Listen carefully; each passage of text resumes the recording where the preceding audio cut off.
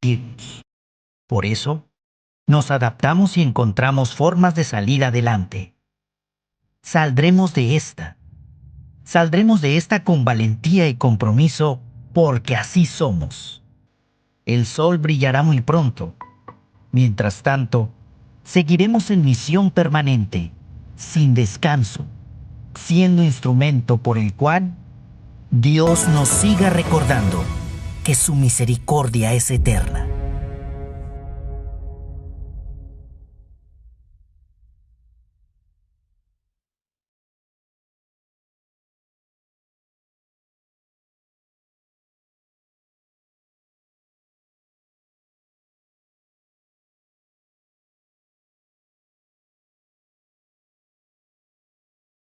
Únete a nuestra red de WhatsApp. Registra en tu teléfono el número 81 23 52 2707. Envía un mensaje con tu nombre completo para darte de alta. Comienza a recibir la información más relevante de la Iglesia de Monterrey. Haz que el Evangelio llegue a las redes. Descarga en tu celular la aplicación apostólica, en donde encontrarás noticias locales, misal, liturgia de las horas, donaciones, Biblia, buscar parroquias y horarios de misa. La iglesia ahora, más cerca de ti.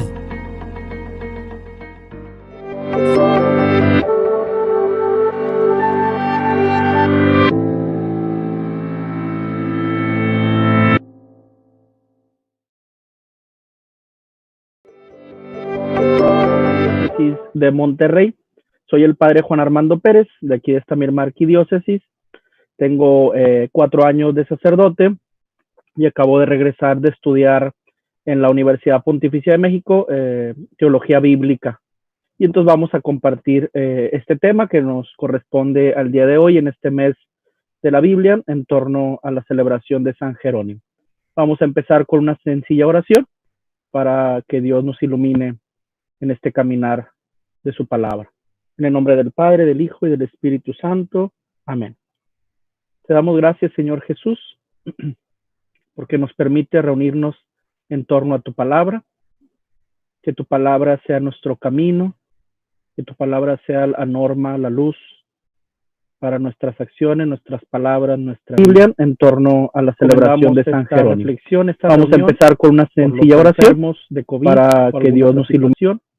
Las familias que se han quedado sin trabajo, los que han muerto. Dios te salve María, llena eres de gracia, el Señor es contigo. Bendita eres entre todas las mujeres y bendito es el fruto de tu vientre Jesús. Santa María, Madre de Dios, ruega por nosotros pecadores, ahora y en la hora de nuestra muerte. Amén. En el nombre del Padre, del Hijo y del Espíritu Santo. Amén. Muy bien, vamos, como les decía, este tema se llama una crisis en el seguimiento de nuestro Señor Jesucristo por parte del ciego de Jericó y Zaqueo en el Evangelio de Lucas. Ahí está el capítulo 18 hasta el 19:10. Muchos autores ponen estas dos parábolas también junto a la de las minas, ahorita lo vamos a ver, como una sola unidad. Muy bien, vamos a avanzar. Pongo aquí un poquito del Evangelio, pongo en griego y su traducción, sobre todo para que entendamos un poquito este desarrollo que hace Lucas acerca de la multitud. Es decir, esta crisis que tiene el ciego y que tiene Zaqueo se da, en primer lugar, por las limitaciones físicas que tiene cada uno. Es obvio la del ciego, Zaqueo su baja estatura, pero de una manera general y de una manera más importante, esta crisis se da a través del obstáculo que tiene la multitud para que el ciego y Zaqueo se acerquen a Jesús. ¿Okay? Entonces, nada más así a grandes rasgos, fíjense cómo Lucas hace un desarrollo progresivo de esta presencia de la multitud. Al principio, cuando solo informan al ciego, aquí viene un poquito, ¿verdad? Y sucedió cuando se acercaba a Jericó, un cierto ciego estaba sentado junto al camino mendigando. Al oír que pasaba una multitud, el ciego preguntó qué era aquello. Le informaron al ciego que era Jesús el que pasaba. Y entonces gritó el ciego diciendo: Jesús, hijo de David, ten misericordia de mí. En un primer momento, cuando solo le informan, Lucas dice es una multitud nada más, ¿ok? Cuando ya el ciego toma una actitud, se para, empieza a gritar, ya esa multitud se convierte en los que van adelante, ¿sí? Hay que recordar que hay muchos que seguían a Jesús, obviamente están los 12, los discípulos, hay mujeres, hay también gente, un poquito, pero hay gente también de clase alta y también gente de la periferia. Entonces, ya después son los encargados de ser el puente, ¿ok? Como los mediadores entre los que buscan a Jesús y el maestro, ¿ok? Entonces, después Lucas ya no los llama multitud en el versículo 39, sino los llama los que iban delante. Pero estos que van adelante lo reprenden al ciego para que se calle, pero él grita mucho más fuerte: Hijo de David, ten misericordia de mí. Entonces ahí Jesús se detiene, ordena que se lo traigan, ¿ok? Habiendo acercado Jesús al ciego, pregunta. Obviamente los que se lo trajeron fueron estos que iban adelante, ¿no? Le pregunta a Jesús: ¿qué quieres que haga por ti? El ciego dijo: Señor, que vea. Era, era obvio tal vez la necesidad, pero Jesús como quiera nos pregunta. Y entonces Jesús le dijo: recobra la vista, tu fe te ha salvado. Al instante recobró la vista y lo seguía glorificando a Dios.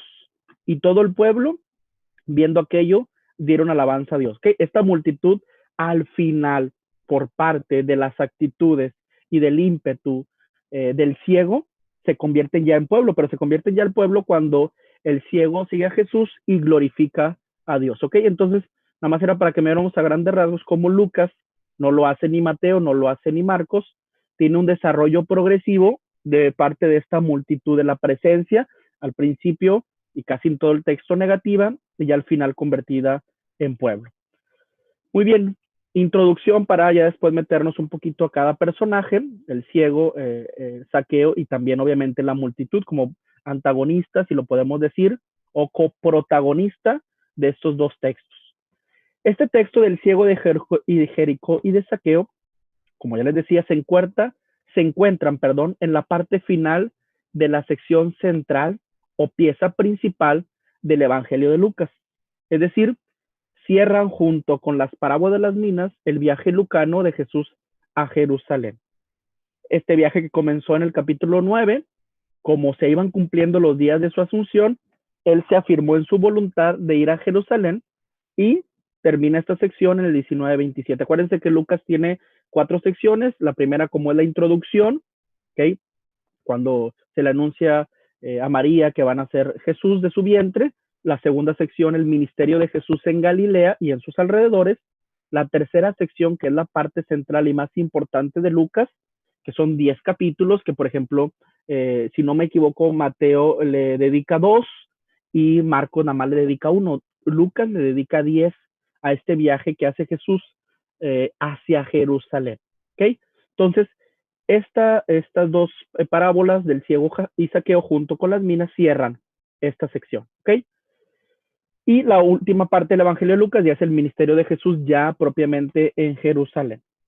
Lucas coloca a Jesús atravesando Jericó, que posteriormente entra en la ciudad simbólica de Jerusalén. Para entrar a Jerusalén tenía que pasar por Jericó. Ahorita lo vamos a ver que es una ciudad como estratégica para poder llegar, las caravanas pasaban por ahí y por eso el ciego toma este lugar, porque sabía que pasaba mucha gente. ¿Okay?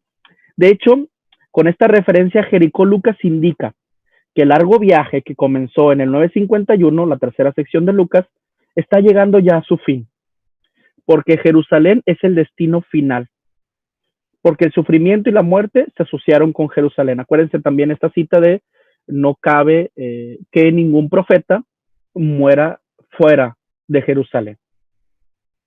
Un aspecto a considerar, ahí me equivoqué, pero ahí redundé, un aspecto a considerar es el tratamiento de ubicar este relato en las inmediaciones de Jericó. El nombre de Jericó es de una ciudad de Judea. Se trata de un oasis en medio de la depresión del Jordán. Ahorita vamos a ver un mapita donde se ubica. En tiempos de Jesús había ahí un puesto aduanero que cobraba impuestos. Lo sabemos por la siguiente perícopa de Zaqueo. Es una ruta de mucho tránsito que conducía a Jerusalén. No es la única que permitía llegar a Jerusalén, pero como que era la más transitada. Y cruzaba por una serranía desierta y tenía fama por ser insegura. Acuérdense también bajaba un hombre de Jerusalén hacia Jericó, fue asaltado, cayó en manos de salteadores, pasó por ahí un sacerdote, un levita, un samaritano, etcétera, ¿ok? Por lo demás, la ciudad de Jericó solo se menciona en los evangelios sinópticos, no tiene ninguna otra mención, ni en Juan, ni en las cartas de Pablo, ni en las católicas, ni en el Apocalipsis. De la visita de Jesús a Jericó se habla los paralelos, que es Mateo 20, 29, Marcos 10, 46 y Lucas en estas dos pericopas del ciego y de Zaqueo. Lucas la menciona una vez más. Aparte de mencionar la del ciego, Lucas también coloca ya este encuentro que tiene Jesús con Zaqueo ya dentro de Jericó. Jesús toma un camino concreto y aunque su destino es la ciudad de David, pasa por varias ciudades sin perder la oportunidad de dejar huella a través de su enseñanza en cada una de ellas. Aquí está un poquito un mapa que nos puede aclarar un poquito.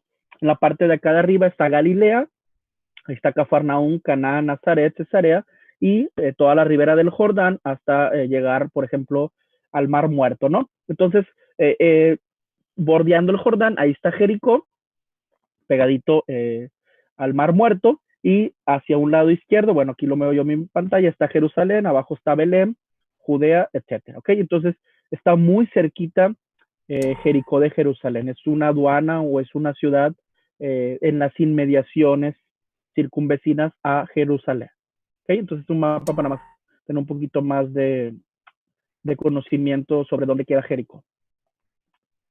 Nombre y condición del ciego. En el Nuevo Testamento, tiflos, que significa ciego, ceguera, es usado en unas 36 veces en un sentido propio y en otras ocasiones se encuentra además en una expresión figurada. Acuérdense de esta ceguera espiritual de la que en algunas ocasiones hablará Jesús. Lucas refiere tiflos a una ceguera física. ¿Okay? Lucas normalmente la usa como ceguera física, con una excepción nada más en su capítulo 6 y un doble sentido en el capítulo 4. En el Nuevo Testamento, tiflos o ceguera o ciego es usado con clara prevalencia como sustantivo y en armonía con el uso lingüístico del ambiente. Por lo tanto, se indica con ello, con esta palabra tiflos, una ceguera de ambos ojos. Es decir, pues padre, pues es que si nada más es de un ojo puede ser tuerto, bueno, pero se considera también ceguera y entonces la palabra tiflos indica una ceguera física y de ambos ojos, no tiene ninguna posibilidad de ver. El interés, por lo tanto, no se pone en la ceguera misma, sino en la curación. Lo hemos visto, ¿no? En el milagro que nuestro Señor concede a los que se acercan a Él. La mayor parte de los testimonios se encuentran en las narraciones de los ciegos sanados. A diferencia de Marcos, que da el nombre del ciego, Bartimeo, el hijo de Timeo, Lucas prefiere evitar el nombre del ciego. ¿Por qué? Porque le da más importancia al milagro de la vista y a la condición de mendigar. El ciego de Jericó tiene varias ventajas según el texto de Lucas. Primero, está pidiendo limosna, o mejor dicho, no está pidiendo limosna en cualquier lugar. Está sentado junto a un camino muy transitado que conduce a Jerusalén, un lugar estratégico donde había muchas caravanas a lo largo del año o en torno a fiestas importantes. Acuérdense que los judíos tienen que subir en ciertas épocas, ¿okay? a visitar el templo de Jerusalén, al menos en 2 ocasiones. Acuérdense que es cuando también se pierde Jesús, se queda hablando con los doctores, etc. Sabe que este cruce hay muchos sacerdotes extranjeros y judíos piadosos que pasarán por ahí en busca de la ciudad santa. Es por medio de este contexto que entendemos la ubicación estratégica del ciego al pedir limosna. Por eso al escuchar como el tumulto, el ruido, pregunta qué pasa, quién es el que pasa por aquel lugar. Sabía que cuando había mucho ruido, mucha gente, era porque en torno a ella iba alguien importante, ¿ok? En grandes cantidades, alguien importante pasaba por ahí. La ceguera no era un impedimento para interesarse en las multitudes que pasaba por aquellos lugares. Pero si el ciego estaba mendigando, ¿por qué su pregunta a la multitud no fue, ¿tienen algo para comer? ¿O pueden darme algo de dinero? ¿Por qué pregunta quién pasa por ahí? Como que hay una intención más allá del ciego con la pregunta, no es como simplemente el decir, está mendigando, entonces vamos a darle dinero, vamos a darle comida, etcétera, sino que es algo más, hay un interés más. Por ahí va un poquito cómo va a entrar en crisis el ciego y posteriormente Saqueo, porque sabemos que su interés, su petición, no es únicamente la de saciar su hambre, su sed por esta condición de mendigo.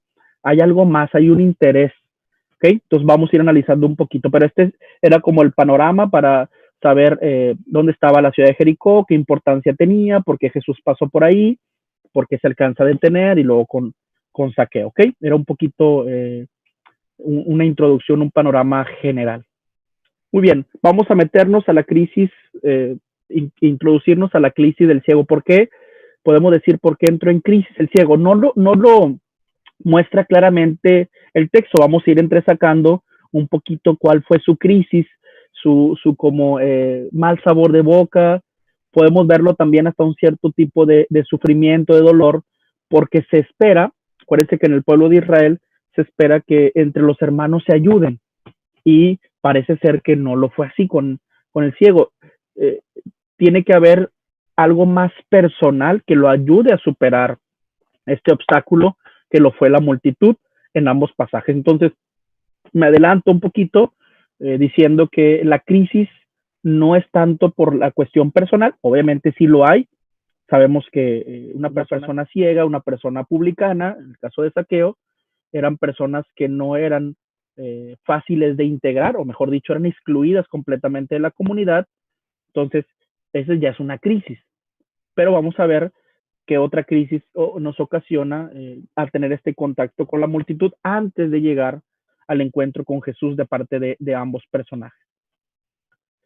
Muy bien, este pequeño aportado del ciego de Jericó, vamos a ver a Saqueo, yo lo quise titular como una decepción en el hermano y crisis de fe.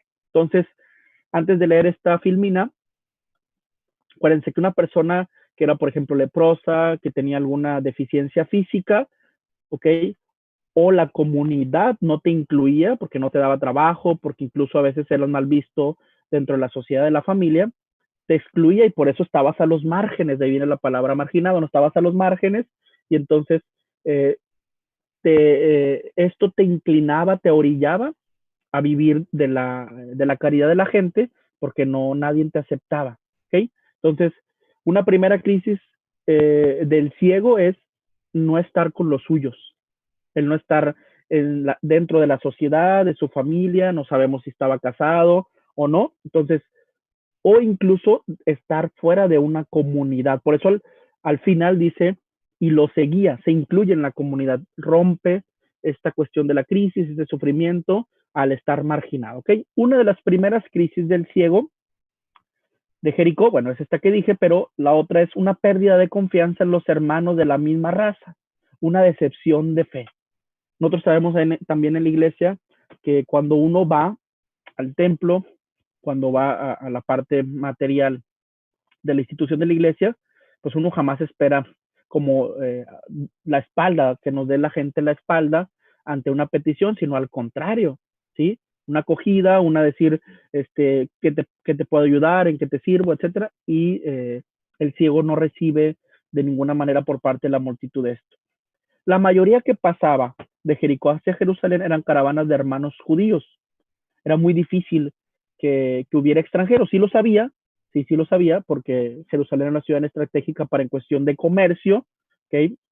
Era un paso muy importante. Los que venían de arriba, de Asia, de abajo, de África o de otras ciudades, era una ciudad muy estratégica, sí había gente extranjera, pero este paso de Jericó pues era prácticamente gente judía que podían comprender, como eran hermanos judíos, podían comprender muy bien la condición de enfermedad. En este caso, la ceguera. era impedimento para formar parte del pueblo, ya lo dijimos, en sus actividades de la vida diaria. Por eso tenía que vivir en la periferia. La multitud que iba con Jesús al menos conocía por las enseñanzas del maestro la importancia de ganarse la recompensa de los justos.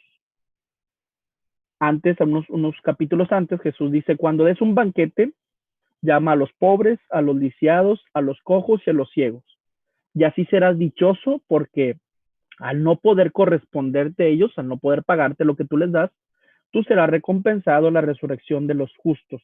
Entonces, esta multitud ya viene caminando con Jesús prácticamente varios días.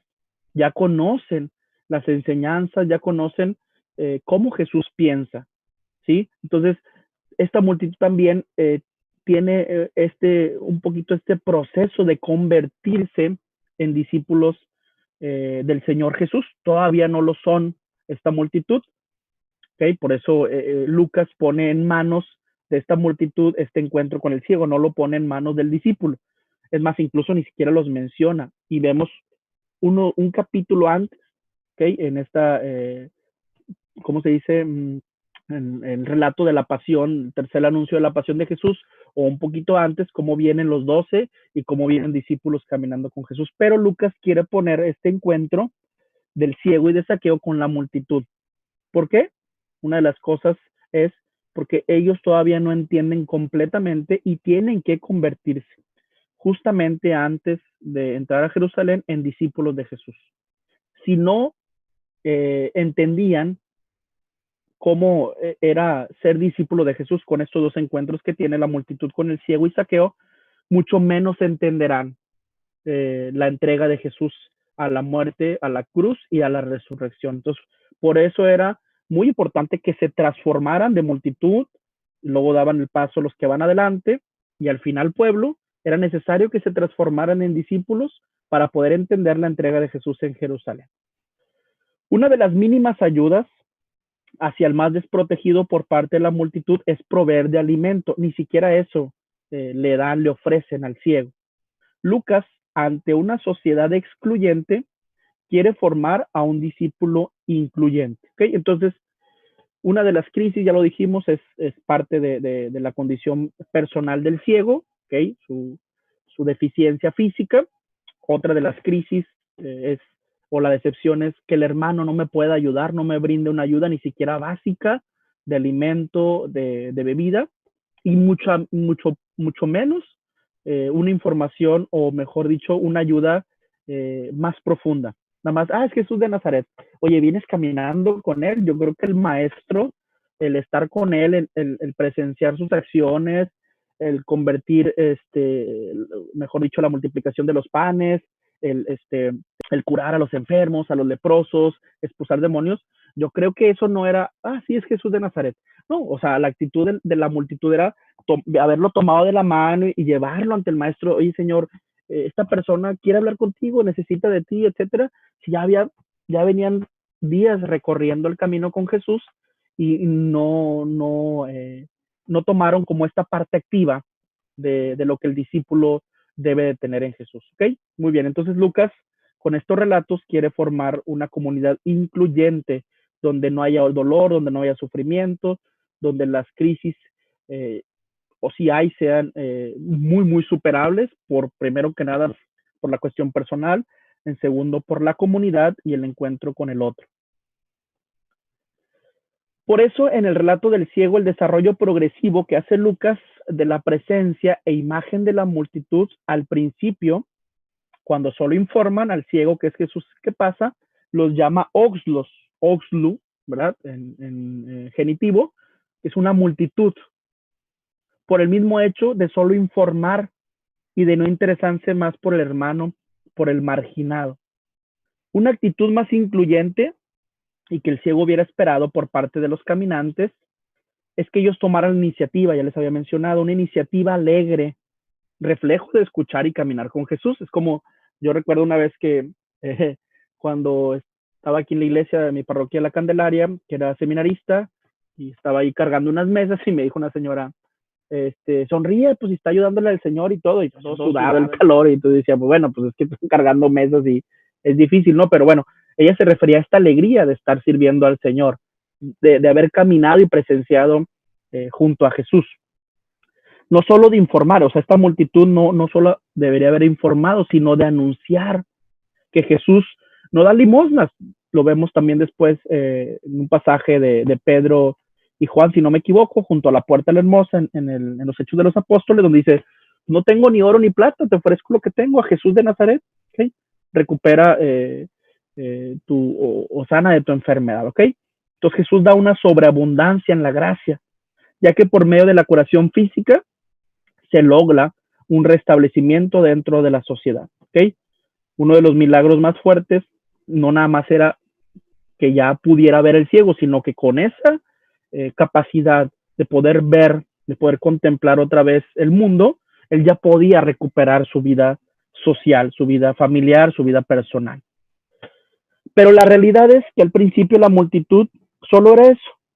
Así lo define un poquito algunos libros, que la multitud es como una masa carente de propósito y de dirección. La crisis del ciego aún todavía no se resolvía, todavía no llegaba ante el maestro. Es más, incluso esa crisis, pudo haber seguido si Jesús no hubiera resuelto su carencia o su petición. Pero bueno, ahí va avanzando un poquito.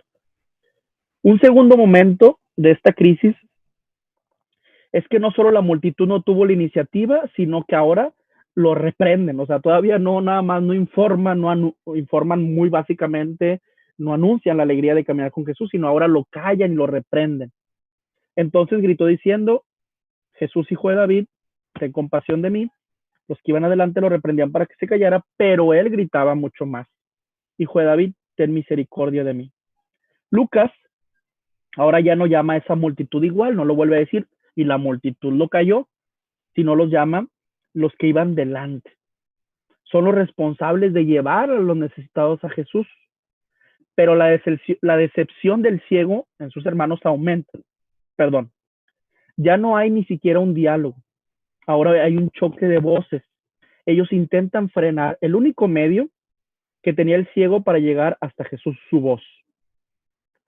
Para que uno pueda superar las crisis, tiene que valerse de los medios que Dios nos ha dado, de las, como se dice, las capacidades superiores, voluntad, inteligencia, libertad para superar esto. Entonces el ciego se vale de eso y toda la multitud trata, pero bueno, su ímpetu es mucho mayor. No eran extraños los que callaban al ciego, sino eran hermanos en la fe, caminantes de Jesús. Qué decepción tan grande que de los que esperas más ayuda no te la brindan, no la encuentras. A veces muchos de nosotros le encontramos esta oposición o este obstáculo en nuestra propia familia. Conclusiones a esta primera parte del ciego de Jericó. Al final del relato, Lucas concluye magistralmente su desarrollo del texto. Esta multitud que solo informa, después la llama a los que van adelante, que reprenden al ciego, se transforman al final del texto en pueblo. Pero es solo cuando presencian la forma en que Jesús trata al ciego. La crisis se termina cuando el maestro se detiene, a pesar de que llevaba su camino. Manda a llamar al ciego, se acerca a él y le pregunta, ¿qué quieres que haga por ti? Él le dijo, Señor, que vea. Jesús le dijo, recobra la vista, tu fe te ha salvado. Y al instante recobró la vista y le seguía glorificando a Dios. Y todo el pueblo, si ven el avance progresivo, ya no fue multitud, ya no fue los que van adelante, ahora fue pueblo, viendo aquello, ¿qué fue aquello? No fue el milagro, fue el trato que Jesús tuvo con el ciego, de llamarlo, acercarse y preguntarle. Esta multitud que generó crisis de fe en el ciego, porque eran sus hermanos, es transformada ahora en pueblo, en una comunidad que gracias al encuentro con Jesús, que gracias al encuentro de Jesús con el ciego, ¿ok? Entonces, ¿cómo se rompió esta crisis del ciego? Al incluirlo, al formarlo parte o hacerlo parte de esta comunidad, de estos caminantes que van junto a Jesús. La crisis del mendigo se transformó en seguimiento. La decepción de fe en el hermano se convirtió en una alabanza conjunta de fe hacia Jesús. Viendo el pueblo, todos dieron alabanza a Dios. Una multitud crea crisis, una comunidad las supera y las transforma. Sabemos que una pequeña comunidad, una iglesia doméstica, es también nuestra familia. Ellas también pueden ayudarnos a superar. Es decir, las personas indicadas son las que ayudan a superar las crisis. Muy bien, Ahora seguimos la segunda parte de este relato de Lucas, que es la crisis de saqueo. Es un poquito menor, el encuentro con la multitud es mucho menos, pero también lo hay, lo vamos a ver un poquito. Aquí está el texto, le dijimos una de las primeras crisis o sufrimientos es eh, la cuestión personal, una era que era baja de estatura y otro era que era publicano o jefe, todavía tenía un puesto más adelante, más arriba, jefe de los publicanos, ¿ok? Por la premura del tiempo no vamos a alcanzar a ver el relato, pero son las características con las cuales Saqueo pudiera haber entrado en crisis. Como les digo, es un texto que no lo dice literalmente, pero entre líneas podemos ver que hay como una decepción, como un sinsabor de parte de los que iban caminando con Jesús. A diferencia del ciego de Jericó, donde la multitud es al menos en dos ocasiones, las primeras, obstáculo para llegar a Jesús, en el pasaje de Saqueo, la baja estatura del jefe de impuestos es su mayor impedimento. El ciego y Saqueo tienen en sí mismos los mayores obstáculos para llegar a Jesús, pero la multitud todavía los agrava, ¿no? Que camina con Jesús hace que sean más difíciles de superar. En el pasaje de Saqueo la crisis no parece ser tan clara, porque las acciones son muy rápidas. Dice, lo menciona, ¿verdad? Saqueo, jefe de publicanos y rico, era bajo de estatura, dice que inmediatamente sube a un árbol, casi seguidamente Jesús le dice, baja, lo ve y baja y tengo que hospedarme en tu casa. Entonces, un ciego que estaba impedido físicamente, un publicano que tal vez por supuesto, ¿verdad? Dice baja estatura, lo menciona Lucas claramente, pero también podemos concluir que a través de su puesto de servir a Roma con los impuestos, era impedido también al ver a Jesús, no podía ver tampoco saqueo. El primer paso para superar toda crisis de dolor no está en Jesús, el primer paso, ¿verdad? Sabemos que está ahí, sino en nosotros mismos. El ciego se para y grita. Saqueo corre, dice ahí, se apresura corriendo, no camina, para subir y ver a Jesús. O sea, como que son dos actitudes las que toma el ciego y Saqueo, que debería de tener la multitud, porque ya conocen y ya caminan con Jesús, de esta como alegría, de este ímpetu, de esta voluntad de poder encontrarse con el maestro. Saqueo, al igual que el ciego, tampoco podía ver a Jesús, uno por ceguera física, el otro por su estatura, e incluso, como le decía, por su puesto dentro de la sociedad. En tiempos de Jesús, los jefes de los publicanos y otros cargos parecidos ejercían su profesión como empresarios independientes, quienes compraban sus derechos del cobro de impuestos al Estado para tener así el poder de cobrar las contribuciones de los habitantes de su zona correspondiente. Por eso se hacían un poquito odiosos.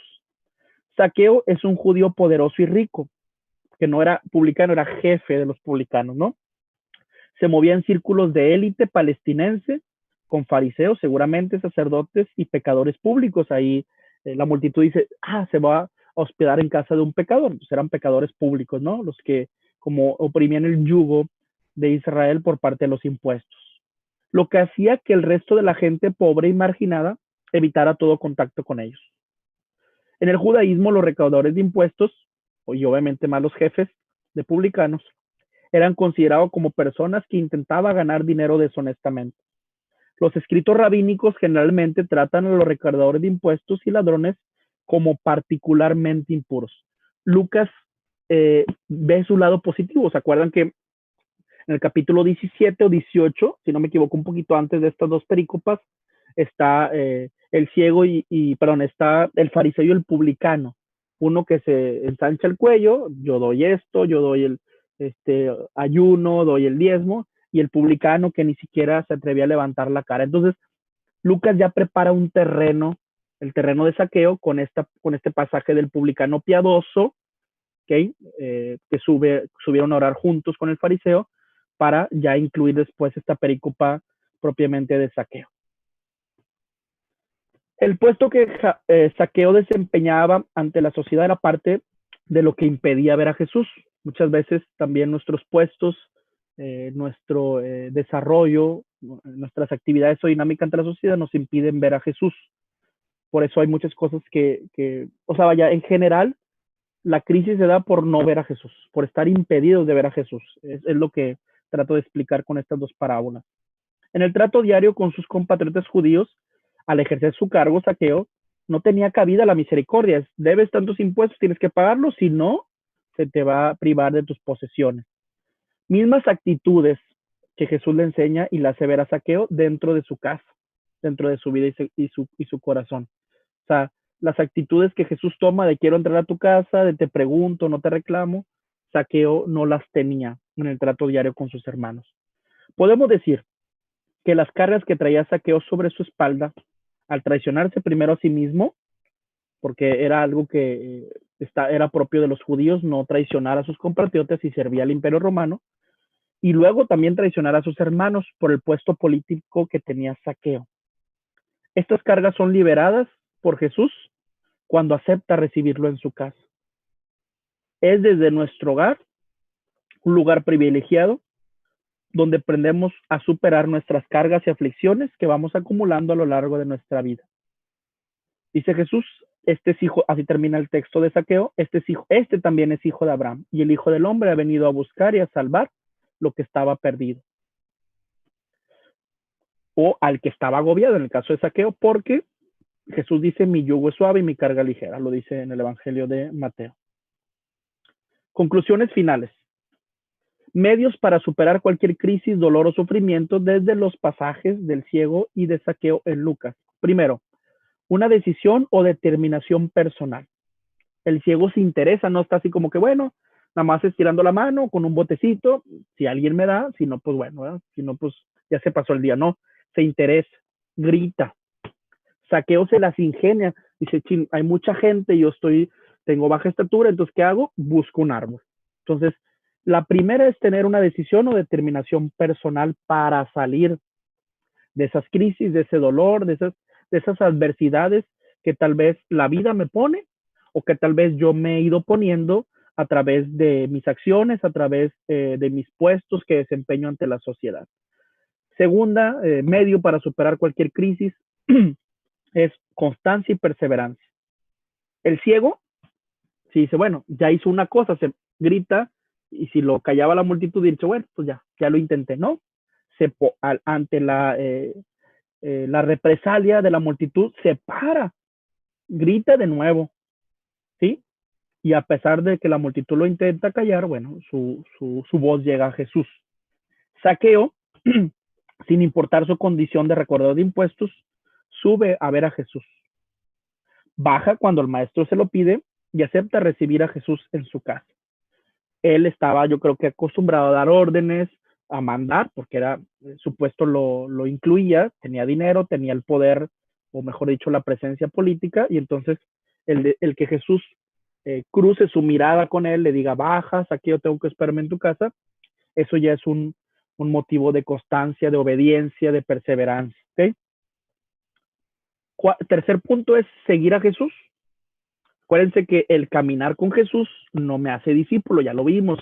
Con la multitud lo que me hace discípulo es poder yo extender, poder yo ser como una extensión de las acciones y palabras de Jesús. ¿Okay? La multitud, al caminar con Jesús, no tomó las actitudes propias del maestro. Entonces, al caminar con Jesús no me asegura ser discípulo. El ciego, después de recibir el milagro de la vista, no se retira a su casa. Dice, bueno, pues ya me curó ahora sí, sino que sigue a Jesús por el camino alabando a Dios. Es decir, muy probablemente se convierte en discípulo, ¿ok? Entiende lo que significa tener un encuentro con Jesús. Esto es una enseñanza para la multitud. Esto se parte del ciego, de parte de Saqueo, es reconocer la dignidad de hijo de Dios, ¿ok? Saqueo, al aceptar a Jesús en su casa, en su vida, restablece su dignidad como hijo de Dios, tal vez opacada o perdida por su mismo trabajo como recaudador. Entonces, ¿cómo podemos superar crisis, sufrimientos y dolor? El reconocer nuestra dignidad como hijo de Dios. Por eso, por ejemplo, cuando nos bautizan,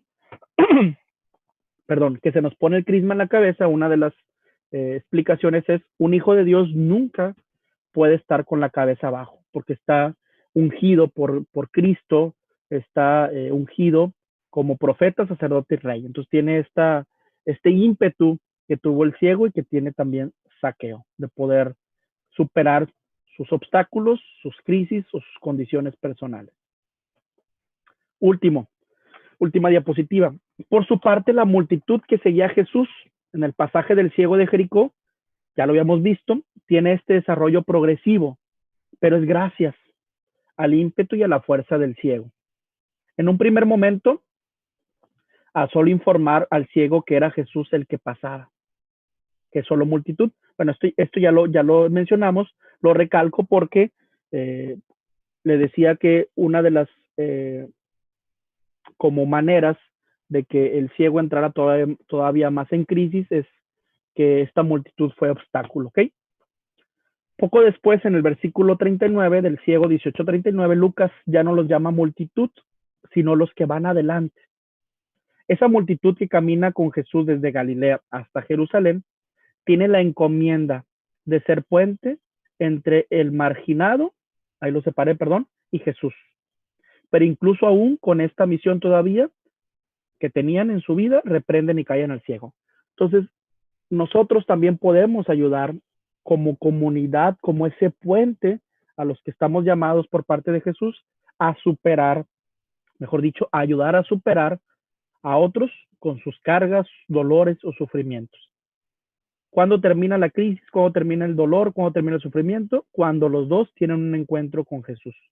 No hay encuentro con Jesús que no me ayude a superar las adversidades que yo tengo en la vida. Pero uno tiene que ser ese puente, no ese obstáculo como lo fue la multitud. Esta es la idea de Lucas. Finalmente, esa multitud, al presenciar el encuentro cercano y compasivo de Jesús con el ciego, también lo tiene con Zaqueo, pero estamos hablando del ciego, y al ver cómo después de ver, sigue a Jesús y alaba a Dios, es hasta ese momento que esa multitud Lucas ya no la llama oxlos, ya no la llama proagontes, los que van adelante o los que iban adelante, sino ahora los llama laos, los llama pueblo. Como les decía, era necesario que esta multitud fuera transformada en pueblo, en discípulos de Jesús, justamente antes de entrar a Jerusalén, que es el lugar de entrega de Jesús a la cruz y a la muerte. Si no entendían al ciego, no entendían esta dinámica de Jesús, mucho menos hubieran entendido la entrega de Jesús en la cruz. De hecho, muchos no la entendieron. El caminar junto a Jesús en muchas ocasiones no nos asegura superar dolores y crisis, sino que aunado a eso, tenemos que detenernos ante el marginado y llevarlo hasta Jesús. Creo que fue la última. Sí, muy bien. Entonces, esta sería como una conclusión, ¿ok? Sintetizo en los minutos que me faltan. Primero, acuérdense que las crisis en un primer momento tienen o se originan en algo personal. En esta cuestión era el ciego, su incapacidad de poder ver físicamente, y Zaqueo, que era su estatura y su puesto político. Segundo, estas crisis continúan o se agravan, se hacen aún mayor, más grandes, cuando la multitud, cuando los que caminan o conocen a Jesús, en vez de ayudarme, me detienen, me obstaculizan, me callan, me reprenden. Es más, incluso hasta me apuntan y me juzgan. Hay de hospedarse a casa de un pecador, ¿ok? Y entonces, para yo superar estas crisis, primero es tener el ímpetu, tener la fortaleza, tener la decisión que tuvieron el ciego y Zaqueo, lo que hicieron, ya lo vimos. Y último es tener un encuentro con Jesús. El encuentro con Jesús excluye, concluye todo tipo de crisis, dolor, sufrimiento, no como algo mágico, sino porque desde Jesús uno tiene una perspectiva diferente. Nuestro dolor y nuestro sufrimiento cobran un sentido diferente. Ya yo lo puedo ofrecer por alguien más. Yo ya lo puedo ver como un momento de perfección en mi vida. Ya yo lo puedo ver como una etapa, como un bache en mi vida. Pero no puedo yo echarme al piso, yo no puedo, como dice, tirar la toalla por una crisis, por un dolor, por un sufrimiento, porque Jesús le da sentido a todo eso, porque sabemos que dentro del camino, dentro del discipulado con Jesús, el dolor, el sufrimiento y la crisis son muchas veces parte de este camino, ¿ok? No quiere decir que porque uno sea discípulo de Jesús, esté exento de estas realidades adversas a la vida cotidiana. Por mi parte, es todo. Agradezco a los fieles de la Arquidiócesis de Monterrey estos minutos que se tomaron para poder reflexionar sobre este tema, de cómo superar una crisis, un sufrimiento a través de las pericopas del ciego de Jericó y de Zaqueo en el Evangelio de Lucas. Dios los bendiga a todos y bueno, ahí nos estaremos pendientes de las siguientes temáticas que nos harán a ver los demás sacerdotes de nuestra arquidiócesis. Gracias a todos, Dios los bendiga.